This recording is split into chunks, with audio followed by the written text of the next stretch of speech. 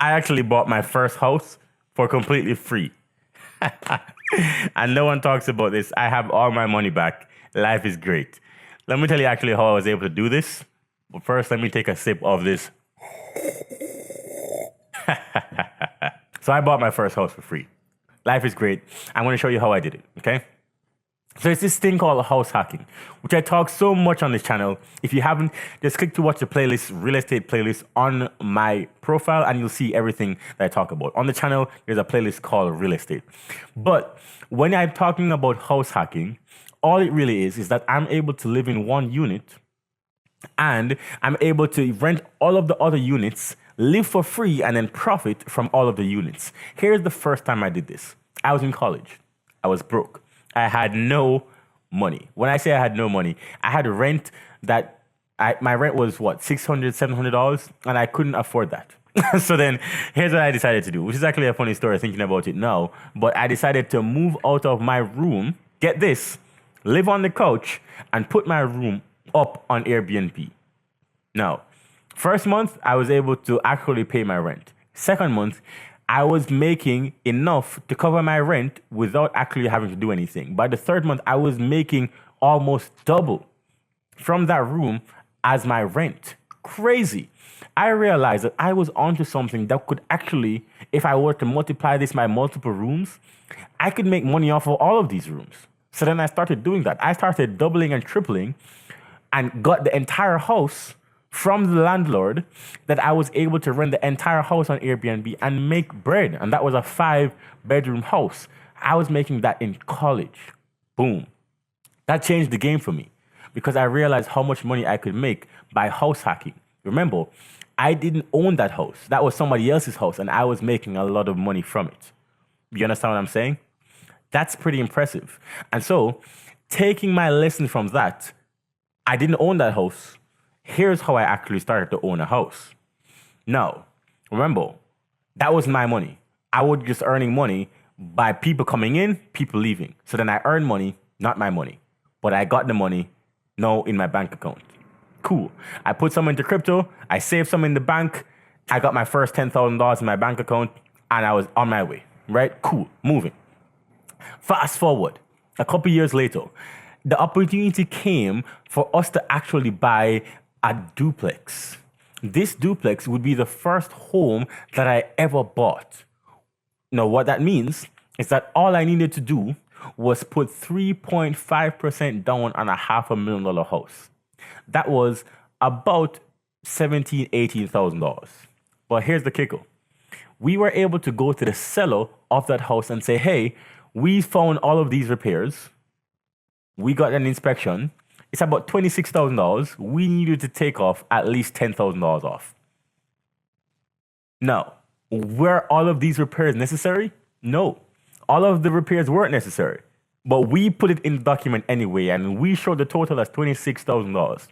They took off 10, no problem. Or 12, I think. That was the maximum, whatever the maximum was.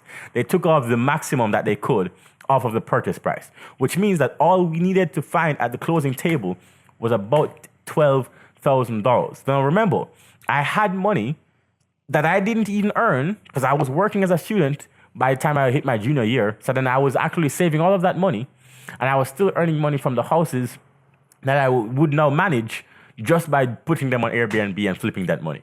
So again, not working hard for this money. My money is in the bank.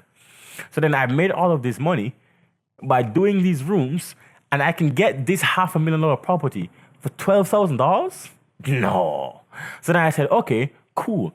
Can I use the bank's money, even save the money that I didn't even earn, and put that bank's money as the down payment for this? And it turns out, yes, I could go ahead, take loans from the bank, use that as my deposit, as my down payment, which most people would say, well, you wouldn't probably recommend that. But remember, I had a plan. Let me tell you what my plan was. So I took money from the bank, put it as my down payment, but I still had the money, remember. But I used the bank's money just to see what would happen because I got the house for free. Cool. So then, here was my plan. We closed on the house in 2 weeks. We had the place furnished and it was up and running. 2 months after that, guess what? Airbnb was kicking off.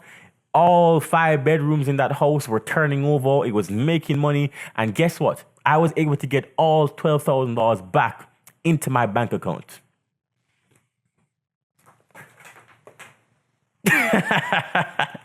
I was able to get all of that back into my bank account within 3 months, which means that I got the house for free, and even the bank's money, I was able to give the bank back their money, and I got the house without using anything out of my own pocket. A $500,000 piece of real estate without using my own money. Isn't that cool? Now, this is done so many times in America. You can do this so easily. And I can do it over and over again, and I have, because America makes it really easy to get access to money if you know how to structure your deals and your credit. Super easy getting access to money.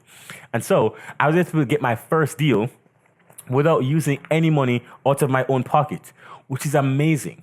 So then, if you are thinking right now, there are some myths that people think, oh, I need to have money. Real estate is for millionaires. I need to save up.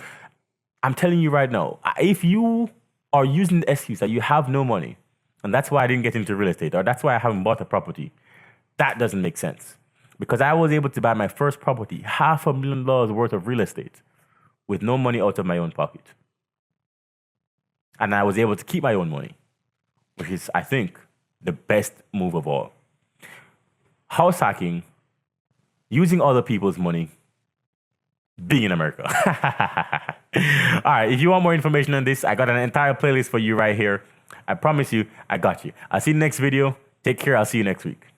Also, real quick, ask questions in the comments.